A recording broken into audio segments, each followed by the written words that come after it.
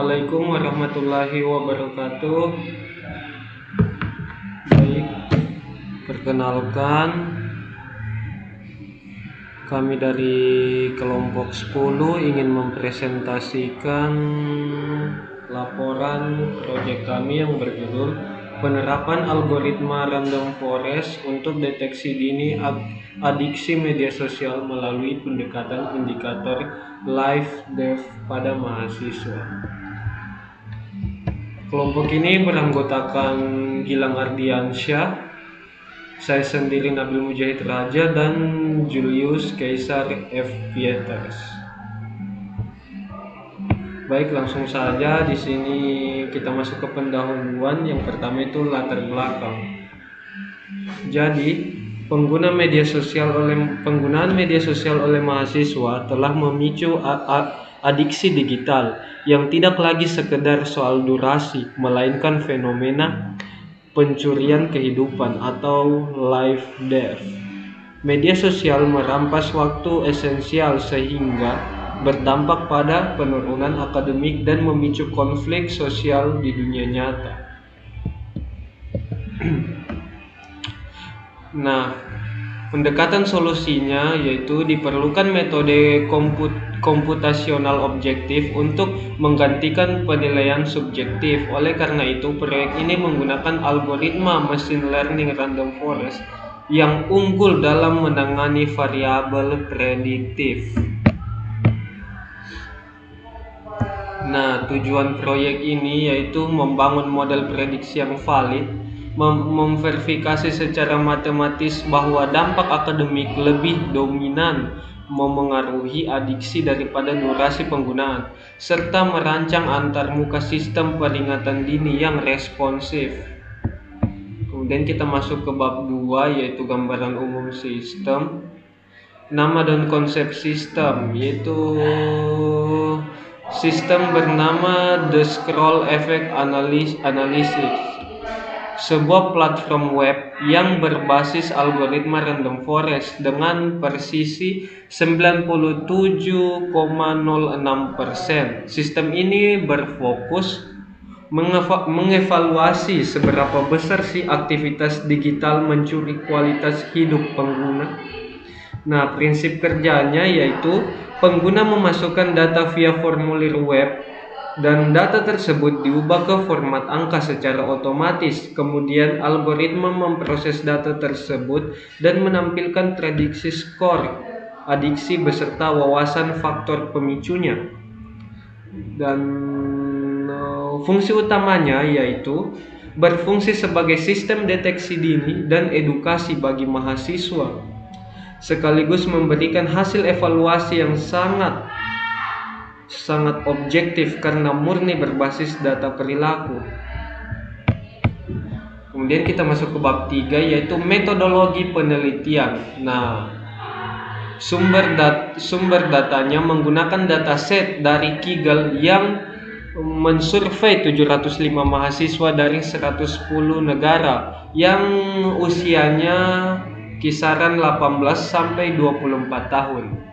Nah, pembersihan datanya menghapus kolom identitas mahasiswa dan skor kesehatan mental untuk mencegah model menebak secara bias atau curang, serta melakukan encoding untuk mengubah data teks menjadi angka. Metode pengembangannya menggunakan kerangka kerja industri CRISP-DM. Model membagi dataset menjadi 80% data latih dan 20% data uji, dan dikonfigurasi menggunakan 100 pohon keputusan untuk mencegah kegagalan prediksi. Kemudian evaluasi dan implementasinya. Model divalidasi keakuratannya lalu diintegrasikan menggunakan framework Flash atau Python agar dapat diakses melalui web. Kemudian kita masuk ke bab 4. Nah, di sini ada struktur dataset. Sistem berfokus pada fitur prediktif objektif seperti variabel demografi dan indikator life death. Flowchart system menggambarkan logika secara sekuensial, mulai dari pemilihan modelati algoritma hingga kuesioner pengguna yang diakhiri dengan tampilan rekomendasi. Kemudian di sini ada DFD-nya.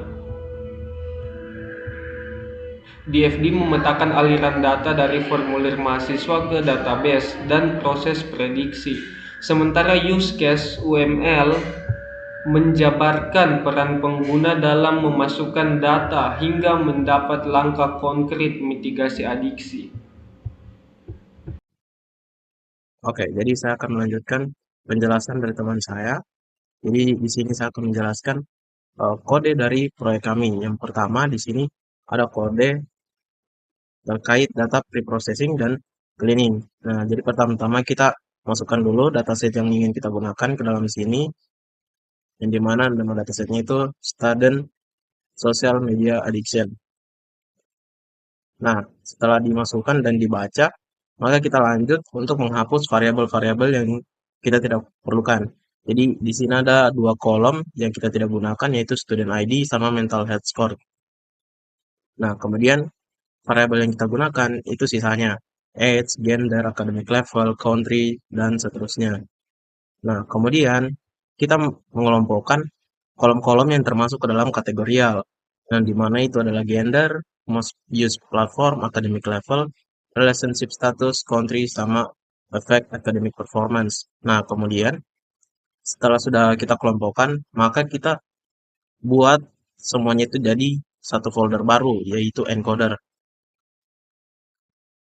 Nah, jadi maksudnya dari encoder itu kita mengubah data-data kategorikal tadi ini menjadi sifatnya binary.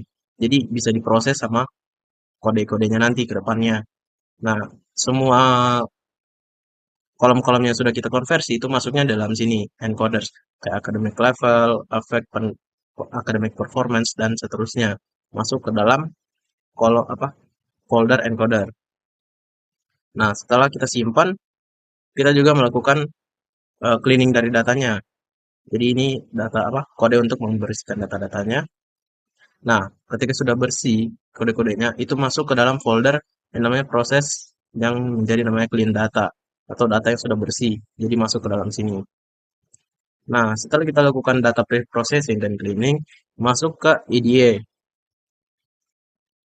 Nah, di dalam EDA itu kita melakukan eh, yang pertama-tama di sini kita memunculkan dulu apa saja apa data-data yang kita punya di dalam tabel.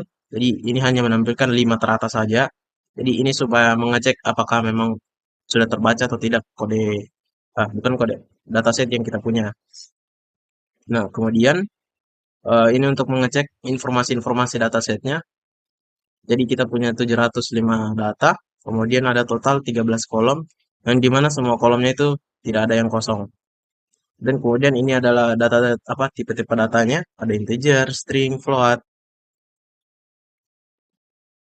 Nah, kemudian ini ada statistik deskriptifnya, ada student ID, ini count-nya jumlahnya 705, kemudian ini rata-ratanya 353 dan seterusnya. Nah, ini ada pengecekan data kosong, yang dimana seperti yang saya sebutkan sebelumnya, itu tidak ada data yang kosong. Kemudian ini untuk menampilkan distribusi platform yang paling sering digunakan. Nah, ini kita menggunakan bar chart di sini, jadi kita bisa melihat. Jadi platform yang sering digunakan mahasiswa itu ternyata Instagram, yang kedua itu TikTok, dan ketiga itu Facebook. WhatsApp dan seterusnya itu tidak terlalu sering digunakan oleh mereka. Nah, kemudian ini ada juga persebaran durasi penggunaan media sosial harian, yang dimana itu rata-ratanya sekitar 4,5 jam dalam seharinya yang paling tinggi. Dan ini heatmap korelasinya. Jadi bisa dilihat di sini korelasi-korelasi antar setiap kolomnya. Jadi mungkin bisa dilihat sendiri. Oke, setelah masuk ini ya, kita lanjut ke evaluation and feature importance. Nah, di dalam sini itu pertama kita bagi lagi, apa kita lihat lagi datanya yang sebelumnya. Kemudian kita mengeluarkan addicted score karena itu tidak kita gunakan di dalam evaluation dan feature importance ini. Nah, kemudian di sini kita mencari fitur atau variabel yang paling berpengaruh di dalam dataset ini, yang dimana ternyata itu yang paling berpengaruh adalah efek academic performance. Lalu di sini ada prediksi untuk melihat seberapa dekat tebakan dari modelnya, yang dimana bisa dilihat sini sangat-sangat apa ya, lumayan tepat lah kalau bisa dibilang, dan hanya beberapa yang ada di luar outlier-outliernya. Jadi kurang lebih semuanya mendekati garis. Nah, setelah masuk ke evaluation and feature importance, kita lanjut ke model training random forest. Jadi di sini kita menggunakan random forest. Pertama di sini kita load dulu datanya. Ya, jadi yang kita gunakan itu ada 11 fitur. Bisa dilihat di sini. Kemudian di sini kita menentukan fitur X dan targetnya. Yang dimana itu addicted score.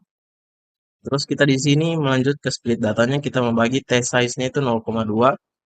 Jadi training datanya itu sudah pasti 0,8 atau 80% dan 20%-nya itu untuk testing. Nah, bisa dilihat di sini pembagiannya. Nah, kemudian ini adalah proses pelatihannya. Kemudian di sini, ini sudah masuk ke dalam testingnya. Nah, setelah kita testing, ternyata hasilnya itu R-square-nya itu dengan akurasi 0,97%, di mana itu sudah bisa dibilang sangat-sangat bagus. Kemudian mean square error-nya itu 0,14, root mean square error-nya itu 0,27. Jadi kesimpulannya model sangat presisi dalam mendeteksi the scroll effect. Nah, kemudian modelnya nanti itu akan disimpan ke dalam eh, ini model. Jadi di sini munculnya random forest addiction model. Nah, kemudian untuk model apa? eh, Figur-figur sebelumnya atau visualisasi sebelumnya itu juga masuk ke dalam sini di dalam folder figur. Jadi di sini ada yang hitmap sebelumnya, terus ada platform. Jadi semuanya masuk ke dalam sini, semuanya tersimpan. Oke, mungkin itu saja untuk pembahasan kode. Jadi langsung saja ke pembahasan eh, Rapid Miner. Jadi masuk di Rapid Miner. Jadi untuk Rapid Miner sendiri prosesnya hanya seperti ini. Jadi yang pertama itu kita membaca file datasetnya terlebih dahulu di sini. Nah, itu file datasetnya yang sudah kita bersihkan sebelumnya, saya gunakan. Kemudian di sini kita memilih atribut-atribut yang ingin kita gunakan. Nah, atribut-atributnya itu adalah seperti berikut. Ada academic level, addicted score, age, country, gender, dan lain-lain. Nah, setelah lanjut di select atribut, kita lanjut lagi ke set role-nya, yang dimana kita lakukan pelabelan. Nah, kemudian di sini ada proses untuk mengubah data nominal menjadi numerikal. Nah, yang kita ubah itu ada di sini. Jadi ada academic level, effect academic performance, country, gender, most used platform, relationship status, itu semua kita ubah menjadi numerikal. Setelah lakukan itu, kita melanjut ke split data. Nah, seperti kode sebelumnya, kita di sini juga menggunakan pembagian 80 banding 20%. Jadi 80 itu digunakan untuk training dan 20%-nya itu digunakan untuk testing nantinya.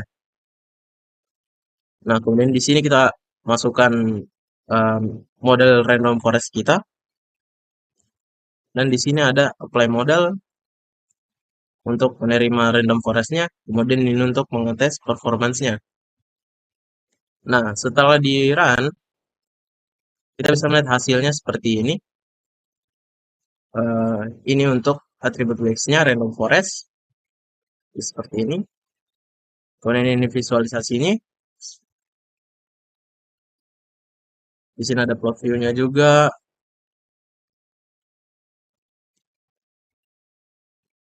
Nah, di sini juga ada performance vektornya. Jadi kita bisa melihat eh, deskripsi bagaimana kesimpulan dari apa performa dari rapid miner ini. Jadi di sini bisa dilihat performance vektornya itu root mean square error-nya itu 0,27, kemudian di sini absolute error-nya itu 0,17 dan square correlation-nya itu 0,96. Itu. Jadi kurang lebih dia beda-beda tipis dengan hasil di kode sebelumnya. Jadi mungkin kalau salah kesimpulan dari saya lebih bagus untuk dijalankan lewat kode ketimbang lewat rapid minernya ini. Walaupun dia hanya beda tipis dalam segi akurasinya. Jadi mungkin itu saja penjelasan kode dan rapid miner dari saya. Selanjutnya saya serahkan ke teman saya. Assalamualaikum warahmatullahi wabarakatuh. Melanjutkan presentasi dari proyek kami. Di sini saya Gilang Aldiansa dengan NIM F521230212 akan mempresentasikan bagian pada proyek kami, yaitu bagian rancangan desain dan antarmuka. Nah, yang pertama saya ingin bahas adalah rancangan arsitektur teknologi. Sistem The Scroll Effect Analytic ini dibangun dengan arsitektur monolitik yang efisien mengintegrasikan antarmuka web yang dengan mesin prediksi machine learning. Nah, kemudian ada pula eh, teknologi-teknologi yang kami gunakan untuk membangun end-to-end atau web kami, yaitu bahasa pemrograman utama menggunakan Python dengan versi 3.14. Kemudian web frameworknya kami gunakan Flash untuk digunakan sebagai penyambung middleware antara logika model dengan antarmuka pengguna. Kemudian ada model core menggunakan Scikit-learn Scikit-learn Random Forest Regressor yang disimpan dalam format PKL untuk penggunaan real time. Nah, kemudian ada front end stack, kami menggunakan HTML5 dengan Tailwind CSS untuk menciptakan desain yang lebih desain yang lebih responsif dan modern. Nah, kemudian untuk integrasi datanya itu dalam pembuatan modelnya itu model kami itu menggunakan file dari Random Forest Addiction model dalam format PKL. Berikut ini adalah model yang kami gunakan sebelumnya yang sudah diimplementasikan pada Python, implementasi Python dengan membuat model tersebut dengan sudah melalui prosesnya. Kemudian ada integrasi encoder di sini dengan adanya input dengan user kami membutuhkan sebuah integrasi encoder yang memastikan data input pengguna itu sinkron dengan data pelatihan. Jadi kita membuat 6 label encoder seperti gender, country, dan academic level. Nah, di sini kita ada academic level, affect academic performance encoder, country encoder, gender encoder, most used platform encoder, dan relationship status encoder. Nah, encoder ini dibuat agar ketika ada data input pengguna yang masuk, data tersebut akan digunakan digunakan untuk melakukan proses prediksi. Namun sebelum itu kita akan melakukan encoding dengan menggunakan model-model ini. Kemudian ada pipeline transformasi. Setiap data yang masuk melalui website akan melewati fungsi predictor predict yang secara otomatis mengubah teks menjadi format numerik yang dipahami model. Nah, kemudian masuk pada desain UI UX dan berserta halaman utama, formulir input, dan halaman hasil. Di sini saya Gilang Aldiansa sudah membuat webnya yang sudah terintegrasi, yaitu monitoring addiction. Nah, di sini ada landing page dari web kita menggunakan machine learning dengan algoritma random forest regresi atau regression. Nah, di sini ada pesannya, durasi bukan segalanya, dampak akademik dan konflik sosial. Di sini kita menggunakan front end atau desain front end dengan layout yang sudah lebih modern. Di sini kita menggunakan form 20 untuk usianya, kemudian ada jenis kelamin dan juga total durasi screen time dengan di sini disajikan juga penyampaian informasi dalam setiap pertanyaan itu sudah maksimal atau sudah optimal. Kira-kira berapa jam sehari Anda untuk menghabiskan waktu di media sosial? Semisal di sini saya taruh 5 jam. Saya habiskan untuk screen time. Kemudian kualitas tidur malam. Nah, kualitas tidur malam ini berapa jam rata-rata Anda tidur di malam hari tanpa terdistraksi HP. Di sini saya taruh 4. Nah, ini ada tingkat gesekan sosial. Seberapa sering orang terdekat menegur Anda terlalu sibuk dengan layar. Ini artinya dia menanyakan bagaimana seseorang itu bisa diklasifikasikan adiksi dengan pertanyaan ini. Yang dia tanya adalah ketika ada orang bermain HP, kemudian ditegur, kemudian orang tersebut marah atau menimbulkan konflik, itu adalah gesekan sosial yang terjadi. Jadi pengguna akan mengisi skala Likert 1 sampai 5. Di mana 0 itu tidak pernah, sangat sering itu 5. Di sini saya taruh 3. Kemudian di sini apakah dampak daripada media sosial ini, kebiasaan ini menurunkan performa akademik apa tidak? Di sini ya berdampak. Di sini ada pertanyaan demografi lainnya, mahasiswa, platform yang digunakan TikTok, kemudian belum memiliki pasangan dan Indonesia. Di sini kita akan jalankan sistem analisis dan kita inisiasi langsung sistem prediksinya. Nah, akan muncul skor adiksi, kemudian ada labelnya, kemudian dengan informasi-informasi dari mitigasi. Kemudian di sini dia terskor adiksi 6,96 dengan label waspada atau toleransi dopamin. Diagnosi profil terdeteksi adaptasi neuroplastisitas otak Anda mulai terbiasa dengan stimulasi konstan dari TikTok. Nah, pada informasi ini memberitahukan pada user berdasarkan skor adiksinya, yaitu dia akan mendiagnosa atau mendiagnosis profil dari pengguna. Di sini ada TikTok sesuai yang apa yang dia masukkan, kemudian analisis data. Analisis data ini berdasarkan algoritma random forest, stabilitas sosial terjaga dengan tingkat konflik yang rendah. Tidur 4 jam menghambat pembersihan rancut motor di otak Anda. Nah, selain tadi ada mitigasi, di sini juga dia akan memberikan langkah yang strategis untuk user lebih memperhatikan tubuh dan pola hidupnya. Di sini ada dia suruh lakukan pause dopamin, singkat digital detox di akhir pekan, gunakan teknik time blocking untuk mengakses TikTok. Nah, di sini juga kita bisa kalkulasi ulang profile dan itu adalah tampilan website dari si proyek kami. Jadi user ketika masuk sesuai flowchart yang dijelaskan tadi itu sesuai user masuk, kemudian dia membaca webnya, kemudian dia akan memasuki form input, kemudian form input ini sudah bisa dipahami oleh pengguna atau gampang dipahami untuk pengguna. Jadi desain UI UX kita ini difokuskan pada kemudahan pengguna dan kejelasan informasi mengenai konsep live text. Ragam dialog yang digunakan adalah pengisian formulir form fill-in yang didukung dengan elemen grafis yang interaktif. Baiklah, lanjut pada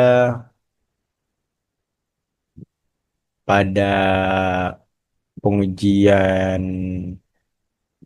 Nah, di bagian pengujian sistem kita juga sudah melakukan beberapa skenario pengujian input antarmuka. Yang pertama adalah skenario pengujian input antarmuka. Jadi di sini kita akan memastikan semua elemen input itu seperti drop down untuk jenjang akademik dan isian angka untuk durasi jam didapat menangkap dengan benar. Nah, di sini saya sudah melakukan testing yang dimana testing tersebut akan saya tes dengan cara menggunakan metode ketika saya menginput data akan saya inspect di bagian belakang layar dari website, rendernya seperti apa, dan saya melihat di pilot ini semua data dari umur, jenis kelamin, semua inputnya itu berhasil masuk pada render webnya. Jadi sudah datanya sudah berhasil masuk. Nah, hasil ujinya sistem merespon dengan baik, validasi formulir berfungsi di sukses, di mana sistem mencegah pengguna untuk memproses data jika ada indikator left tab atau formulir kita belum diisi. Jadi datanya sudah berhasil masuk. Untuk skenario pertama hasilnya sukses. Kemudian skenario kedua itu kami memastikan data teks dari pengguna atau data kategorikal itu dapat diterjemahkan menjadi angka. Jadi sesuai yang saya jelaskan tadi, kita menggunakan beberapa PKL, file PKL untuk encodernya supaya nantinya kita bisa memastikan data teks pengguna ini itu bisa diterjemahkan atau dikonversi menjadi angka sebelum masuk ke algoritma.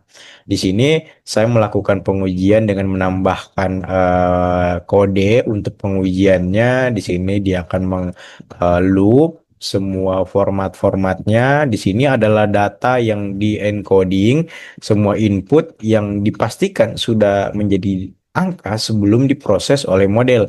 Dan di sini semua data atau input yang berupa teks sudah berhasil diubah menjadi angka. Hasil ujinya seperti itu. Kemudian hasil ujinya berhasil. Kemudian skenario yang kedua, pengujian yang kedua, yang ketiga, atau yang terakhir itu adalah kita menguji skenario pengujian output dan penyajian insight, memastikan model kecerdasan buatan itu mengembalikan nilai addicted score yang secara real time ke antarmuka beserta visualisasi dan wawasannya. Nah, hasil ujinya kita sudah uji tadi pas eh, webnya tadi itu sudah berhasil muncul berjalan dengan sukses, skor adiksinya muncul dengan menggunakan result .html secara instan memunculkan skor adiksi pengguna yang ada 5,56 ini. Kemudian juga sistem berhasil merender komponen wawasan insight yang sudah kita jelaskan 3 ini, diagnosis profile, analisis data, dan intervensi strategis. Jadi hasilnya lebih bagus dan secara informasi menyajikan narasi peringatan live tab sesuai dengan profil bahaya si pengguna. Jadi proses operasional dan tombol kirimnya hingga keluarnya hasil terbukti mulus dan responsif. Selanjutnya akan dijelaskan oleh teman saya begitu sudah untuk penjelasan dari proyek kami di bagian end-to-end, pengujian sistem dan arsitektur teknologinya. Sekian, Assalamualaikum warahmatullahi wabarakatuh. Oke, kita masuk ke bab 8 yaitu penutup. Nah, di sini ada 3 kesimpulan. Baik, yang pertama itu performa algoritma random forest terbukti sangat akurat dengan nilai presisi mencapai 97,6% di Python dan 97,8% di platform RapidMiner. Terus yang kedua, bukti live dev. Secara algoritmik terbukti bahwa durasi layar bukanlah faktor penentu utama adiksi. Indikator live dev terbukti sebagai prediktor terkuat terjadinya kecanduan media sosial. Kemudian yang ketiga, prototipe berbasis Flash sukses direalisasikan menjadi alat screening peringatan dini interaktif yang dapat langsung digunakan. Nah, saran pengembangan. disarankan untuk mengintegrasikan aplikasi dengan API screen time smartphone asli agar data durasinya akurat, tidak sekedar perkiraan pengguna. Menambahkan fitur login pelacakan riwayat untuk program detox digital, serta menjadikan platform ini sebagai alat refleksi cermin digital mahasiswa. Itu saja, cukup sekian dari kelompok kami. Saya akhiri. Wassalamualaikum warahmatullahi wabarakatuh.